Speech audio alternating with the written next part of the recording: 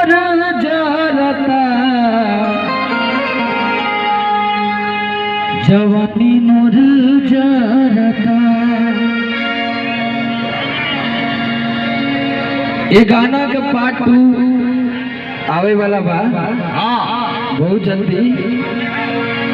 और एगो गाना 27 तारीख के हमारा आवता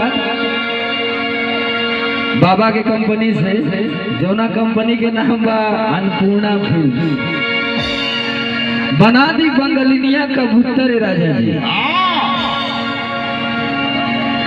तनिको तक बा पूरब पश्चिम चाहे उत्तर है राजा जी। वाह, अखिलेश कश्यप जी के चैनल से एगो गाना हमारा आवता 27 तारीख के, बना दी कबूतर। ए बाबू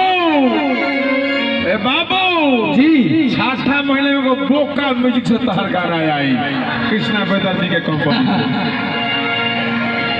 कृष्णा भैया के कंपनी का नाम हम जब सुनी बोका म्यूजिक, कहीं भी किसी को ठोका यही है कंपनी बोका। आज तक किसी ने नहीं इसको रोका, आपन पूरा ताकत झोंका।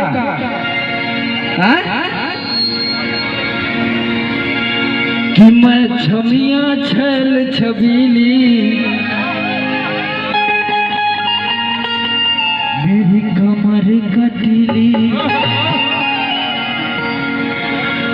और की मारब ऐसन झटका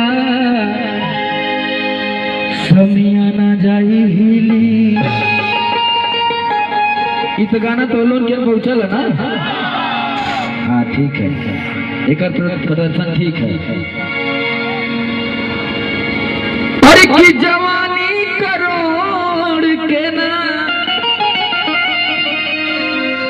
फिर में परोस दे,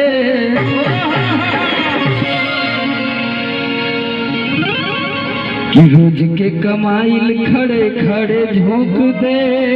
अरे कि सगरी न मोरिया तार भीतरी हम ठोस दे। बस करा के अब कितना अंदर सुंदरी, ये कागज नहीं है, बाबा का नमरी है। अपने कमरी में फंस लो कि भाई सगरी नमरिया कमरिया में